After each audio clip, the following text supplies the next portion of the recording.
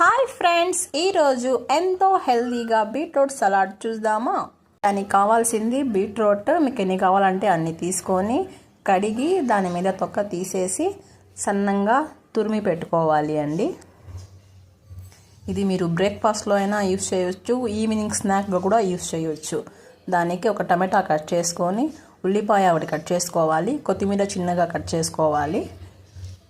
Beetroot తురిమింది పక్కన పెట్టుకొని half చెక్క నిమ్మకాయ. టేస్ట్ అయితే ఎక్సలెంట్ అండి. మార్నింగ్ టిఫిన్ వద్దు మాకు ఇదే కావాలి అంటారండి పిల్లలందరూ.